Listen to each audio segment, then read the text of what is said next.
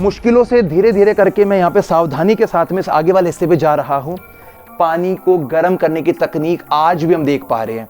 दोस्तों इन इमारत को देखकर ऐसा लगता है कि अलग अलग वक्त की इमारतें हैं, बट बहुत ज़्यादा ये क्लोज बनी हुई हैं। निकलने में दिक्कत आ रही है, बट मैं यहाँ से बाहर आ जाता हूँ। जब अलाउद्दीन खिलजी को पता लगा कि रणथंभौर के जो राजा हैं उन्होंने मेरे दुश्मन को पनाह दिया, तो उन्होंने एक संदेश पहुंचाया कि भाई मेरे दुश्मन को आप लौटा दीजिए, अदरवाइज हम आपके ऊपर हमला कर देंगे। हाथी के पैरों तले कुचलवा दिया था।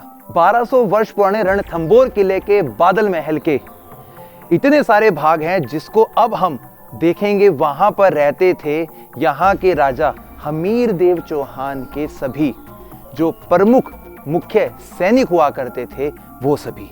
लेकिन आज के वक्त में इन महलों के अंदर जो इनकी हालत है, उसके पीछे की जो वजह है वो है अलाउद्दीन खिलजी का एक दुश्मन जिसे यहाँ के राजा ने दी थी पनाह, और उसी के बाद राजा हमीर देव चौहान को अपनी सत्ता, अपना शासन, अपनी प्रजा, अपनी संतान और अपनी रानियां सब गवा देना पड़ा था। और दोस्तों आज हम जिस भाग को देख रहे हैं ये है बादल महल के ही बाकी अवशेष।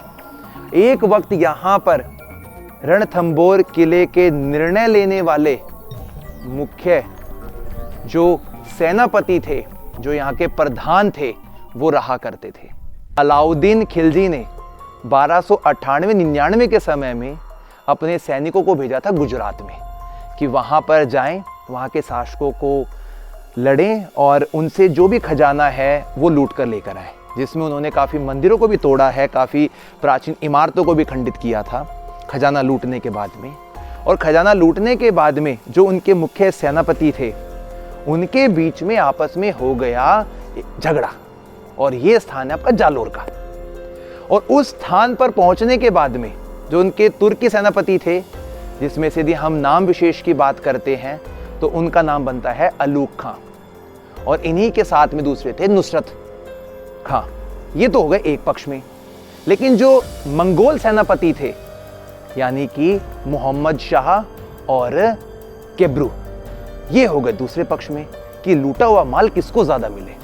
और इस समय मोहम्मद शाह और केब्रू उस माल को लेकर भाग गए।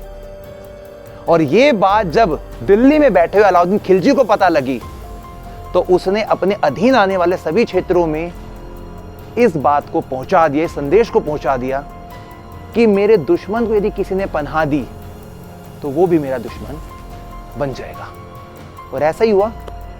जब मोहम्मद शाह शाही खजाने को लेकर अलग अलग हिस्सों में भाग रहा था तो वो ये देख रहा था कि मुझे पनाह देने वाला ऐसा कौन सा साम्राज्य है जो मेरे माल के साथ में मुझे सुरक्षा भी प्रोवाइड करेगा। लेकिन उस समय अलाउद्दीन खिलजी का इतना डर बैठा हुआ था सभी शासकों के बीच में कि मोहम्मद शाह को कोई भी पनाह देने के लिए हामी नहीं भर रहा था। तो उस समय क्या हुआ, जब मोहम्मद शाह रणथंभौर किले के यहाँ के राजा हमीर देव चौहान के पास पहुंचे तो इनका स्वभाव कुछ इस प्रकार से था कि शरणार्थी को वो अपने अधीन रखेंगे, उसकी सुरक्षा की जिम्मेदारी भी उन्होंने उठा ली। और दोस्तों बस वही लगा लीजिए कि उनके जीवन का पहला ऐसा कदम था जिस समय उनकी घड़ी उल्टी चलनी शुरू हो गई थी। उस घटना को आगे बताऊंगा, लेकिन अब मैं इस जिस भाग में खड़ा हूं यहाँ की कुछ विशेषताएं आपको दिखाता हूं। यहाँ पर आप सबसे पहले देखिए, ये पानी का एक होद बना हुआ है, यानी कि पानी का एक छोटा सा कुंड बना हुआ है। स्नान करने के लिए इसका इस्तेमाल किया जाता था। मंत्री विशेष के सारे कमरे हैं ये। आप अपनी नजरों को जिस भी भाग में लेकर जाएंगे वहां पर आपको प्योर जो राजपूताना स्ट्रक्चर होता है वो आज देखने को मिल रहा होगा। सारी तरफ आपको उस समय के मुख्य विशेष लोगों की इमारतें देखने को मिलेंगी।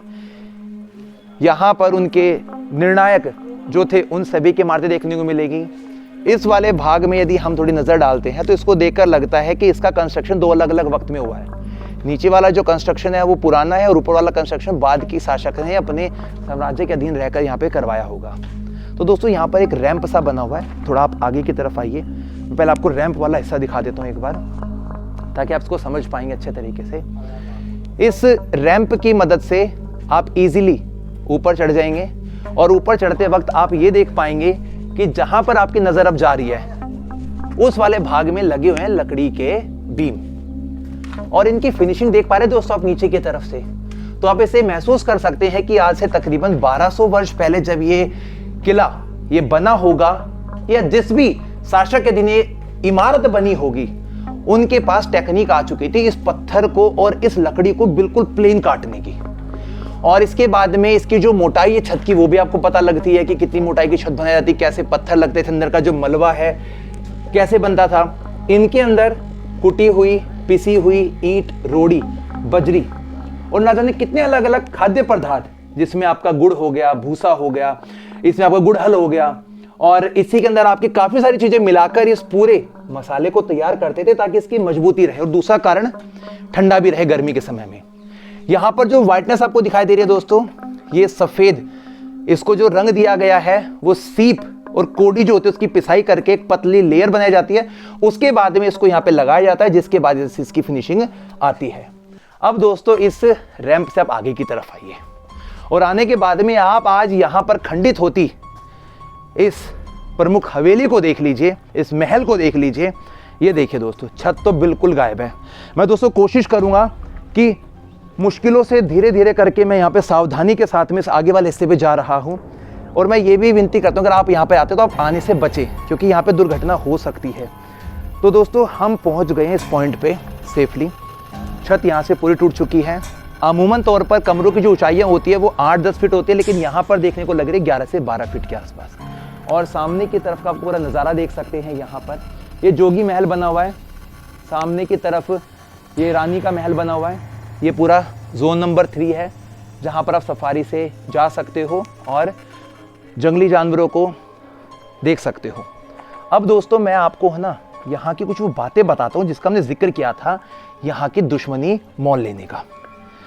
तो जब अलाउद्दीन खिलजी को पता लगा कि रणथंबोर के जो राजा हैं उन्होंने मेरे दुश्मन को पनाह दिया, तो उन्होंने एक संदेश पहुंचाया कि भाई मेरे दुश्मन को आप लुटा दीजिए, अदरवाइज हम आपके ऊपर हमला कर देंगे। कुछ इतिहासकारों का मत है दोस्तों ऐसा कहना, जबकि कुछ इतिहासकार ये भी बताते हैं कि जो अलाउद्दीन खिलजी था ना उसका पर्सनल हित था मोहम्मद शाह से लड़ाई का, क्योंकि अलाउद्दीन खिलजी की बेगम थी और उस बेगम का प्रेम संग हो गया था मोहम्मद शाह के साथ में और दोनों ने आपस में मिलकर ये निर्णय लिया कि हम अलाउद्दीन खिलजी को मार देंगे और उसके बाद में खिलजी वंश को आगे की तरफ प्रोसीड करेंगे। और ये बात जब खिलजी को पता लगी तो उसने मोहम्मद शाह को अपना दुश्मन मान लिया था। तो ये दो इतिहासकारों की अलग अलग बातें हैं। कुछ बातें जो है वो हमें हमीर महाकाव्य खंड से पता लगती हैं, कुछ बातें हमें हमीर रासो से पता लगती हैं, कुछ जो बातें हैं वो हमें हमीर हट नाम की जो पुस्तक है उससे पता लगती है। इतिहास को और आगे बताऊंगा मैं। अब थोड़ा हम इस जगह का भी जिक्र ले लेते हैं दोस्तों। यहाँ पर आपको एक ये खुट्टी सी हुक्सी दिखाई दे रही होगी। इस वाले हिस्से से हमें पता लगता है कि जो उनके घोड़े वगैरह थे वो यहाँ पे बांधे जाते होंगे, अक्सर ऐसे ही हमने देखा है। यहाँ पर आप देख सकते हैं कि ड्रेन सिस्टम है, नाले का सिस्टम आप देख सकते हैं यहाँ पे। और अगर नाले का सिस्टम है दोस्तों तो पानी का सिस्टम भी कहीं ना कहीं होगा। तो मैं आपको यहाँ पे दो चीज़ें दिखाता हूँ। सबसे पहले आप इस किले के कॉर्नर पॉइंट पर आ जाइए और हर बार की तरह जो टॉयलेट रूम्स होते हैं, वॉशरूम होते हैं, वो कॉर्नर पे बनाए जाते हैं। आपको 2-3 गलियारे दिखाई दे रहे हैं तो सब इसमें से किसी भी गलियारे में घुस सकते हैं। और आपको वहाँ पर जाने के बाद में उस समय जो यहाँ पे सैनिक विशेष खड़े होते थे उनके लिए और यहाँ पे रहने वाले लोगों के लिए टॉयलेट की सुविधा थी। और यहाँ वाले हिस्से में देख सकते हैं भाई आप कॉर्नर पॉइंट पे होल किया हुआ है, यहाँ पे सीट लगी रहती थी। आज के टाइम में उसको बंद कर दिया गया होगा, अदरवाइज यहाँ पर ये टॉयलेट्स रूम है उनके लिए। अब हम थोड़ा सा यहाँ पर आगे की तरफ चलते हैं और इस तरफ बने हुए गलियारे से मैं आपको ना दूसरे रूम में कनेक्ट करवाता हूँ जिसका एक अपना अलग विशेष महत्व है। ये लंबी गैलरी दिख रही है दोस्तों, यहाँ से मैं निकल जाऊँगा, उसके बाद में फिर आपको ले जाऊँगा उसके दूसरे वाले भाग में। आ जाइए एक बार दोस्तों। इन इमारत को देखकर ऐसा लगता है कि अलग अलग वक्त की इमारतें हैं, बट बहुत ज़्यादा ये क्लोज बनी हुई हैं, निकलने में दिक्कत आ रही है, बट मैं यहाँ से बाहर आ जाता हूँ। और दोस्तों अब हम एक ऐसे हिस्से में पहुँच गए जहाँ पे उनके दूसरे मंत्री विशेष रहते होंगे। कंस्ट्रक्शन लगभग सेम है, वही 3 आर्च बनी है यहाँ पे और यहाँ पर भी 3 आर्चेस बनी हुई हैं मल्टीफोइल आर्च इनको बोलते हैं, इनकी जो टाइप है उसका नाम मैं आपको बता रहा हूँ। और दोस्तों यहाँ पर एक छोटा सा ना कुंड सा बना हुआ है, देखने में तो ये भी ऐसा लग रहा है कि बाथिंग कुंड होगा, लेकिन ऐसा अक्सर होता था कि इस एरिया में सुगंधित यानी कि फ्रेग्रेंस करने के लिए इसके अंदर इत्र वगैरह या फिर गुलाब जल वगैरह मिलाकर इसको सुगंधित करते थे। तो हम इस चीज़ को इस बेस पे मान लेते हैं। अब दोस्तों मैं आपको ना थोड़ा यहाँ का एक व्यू दिखाता हूँ जो आपको है ना कुछ हिस्ट्री पे फोकस करने के लिए मजबूर करेगा। आज के समय में तो आप अपने घरों के अंदर पानी को गर्म करने के लिए अलग अलग जो चीज़ें हैं वो इस्तेमाल करते हो। बटन दबाते हो, रोड ऑन हो जाती है या फिर गीज़र ऑन हो जाता है।